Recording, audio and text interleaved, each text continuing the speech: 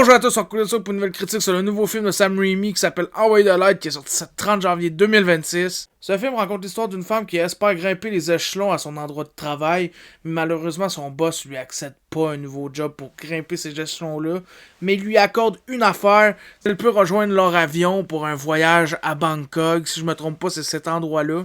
Mais malheureusement ce vol dérape complètement, l'avion se crache dans la mer, il se retrouve sur une île perdue, coupée du monde. Et c'est tout pour mon petit résumé. Et habituellement, après le résumé, on s'en va à mes points positifs. Mais là, malheureusement, pour ce film, j'ai aucun point positif. J'ai juste du négatif. Tu sais, j'ai essayé de trouver quelque chose de positif pour ce film-là. Mais les trucs que je trouvais à la limite un tout petit peu positifs sont tellement pas développés, sont abandonnés dès qu'ils sont emmenés. Tu sais, genre, il y avait un humour quand même pas pire au début du film. Tu sais, un humour un peu sanglant à la Evil Dead. Ça a été oublié dans le film. C'est disparu. Les gros plans un peu à la Bob l'éponge quand ils disent ça, c'est quoi ça? C'est du thon. Je trouvais que c'était intéressant, mais on n'en revoit pas du tout dans le film. Ça disparaît, on oublie ça. Puis c'est pas mal juste ça qui arrive, je trouve, dans le film. Et c'est pour ça que je trouve qu'il n'y a rien de positif dans le film, parce que dès qu'il y a quelque chose d'intéressant, il disparaît même pas 3 secondes après. Donc allons tout de suite à qu'est-ce que j'ai pas aimé dans le film. Je vais commencer avec un point négatif classique pour moi, c'est que le film n'est pas assez violent. Pour un film Sam Raimi, là, c'est tellement pas violent. Même si ces films Spider-Man sont plus violents.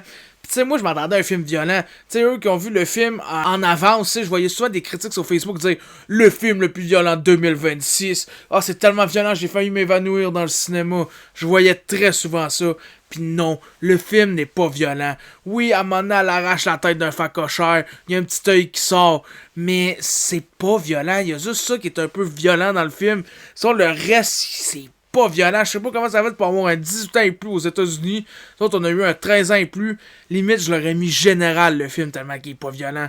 Et c'est très décevant parce que Sam Raimi, quand tu vois son nom, tu sais que ça va être violent. Tu sais, par exemple, Evil Dead et Buzzers sur le monde. C'est un exemple des films violents qu'il a fait Sam Raimi. Et là, le film n'est pas du tout violent. Et pour continuer avec ce que j'ai pas aimé dans le film, ça serait que le film est vide, lent et chiant. Il y a rien qui se passe dans ce film-là. C'est 2 heures de vide où que ça se passe très lentement. Il essaie de développer les deux personnages, ils sont pas intéressants les deux personnages. C'est plate, il y a rien qui se passe. Il y a trop de longueur. C'est juste le film est vraiment plate, il se passe rien.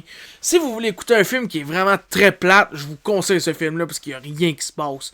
Pour de vrai, c'est un film qui a pas d'action. Et quand il y a de l'action, ça dure même pas 2 secondes, puis après ça revient plate. Et pour continuer sur ce point négatif-là, j'ai un autre point négatif qui contribue à ce point négatif-là, c'est que l'île n'est quasiment pas aventurée dans le film.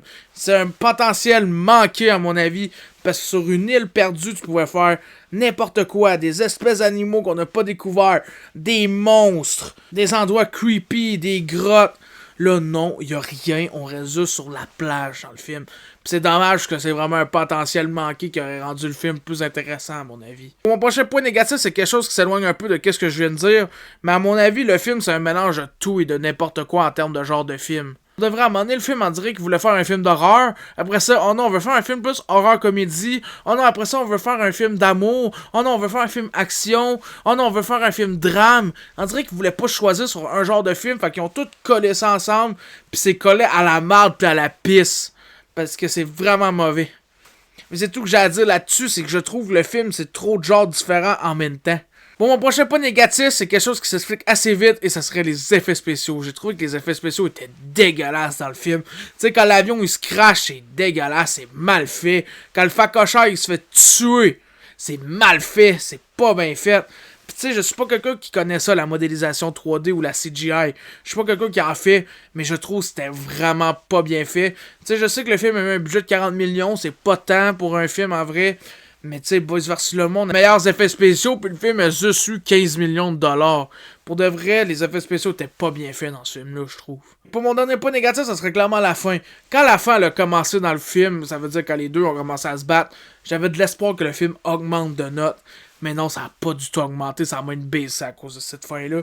C'est une fin qui est décevante, poche, pis lente quand même. Tu sais, genre, t'as un combat, là, tu t'attends à quelque chose de malade, là. Tu sais, Sam Raimi, son dernier film avec des combats, c'était Boys vs le monde, c'était super. Là, le combat est court, il se passe rien. Puis durant ce combat-là, t'as un gros 4 minutes, la fille elle a un 12 dans les mains, puis le gars il supplie de pas se faire tirer une balle dans la tête. Pour de vrai, c'est long pis c'est plate.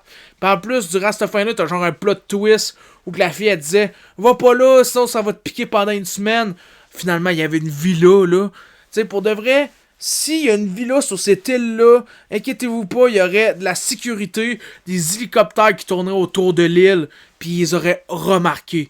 Je comprends pas pourquoi ce plot twist est présent, parce que c'est vraiment de la merde comme plot twist. Oui, tu t'y attends pas, mais c'est vraiment pas bon comme plot twist, à mon avis. Je trouve que c'est vraiment une fin rushée et à chier. En tout cas, c'est tout que j'ai à dire pour ce film-là, donc allons à ma note. Et pour envoyer de l'aide, le dernier film avec le nom de Sam Raimi dessus, j'y donnerais la note de 0.5 sur 10. C'est la pire note que j'ai jamais donnée à un film sur ma chaîne YouTube. Pour de vrai, j'ai détesté ce film-là. Même Lachant fait l'affaire, j'ai trouvé que c'était meilleur.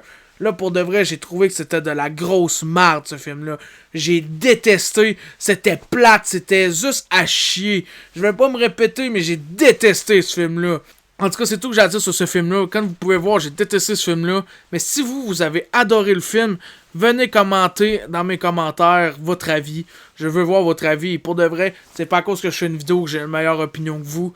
Je veux voir votre opinion. Votre opinion est importante pour moi aussi. Puis je veux voir, peut-être j'ai manqué quelque chose dans le film, mais personnellement, j'ai vraiment détesté le film. Mes prochaines critiques vont être sur ces 3 films-là. Et malheureusement, j'ai pas pu faire une critique sur Silent Hill parce qu'ils l'ont pas eu à mon cinéma.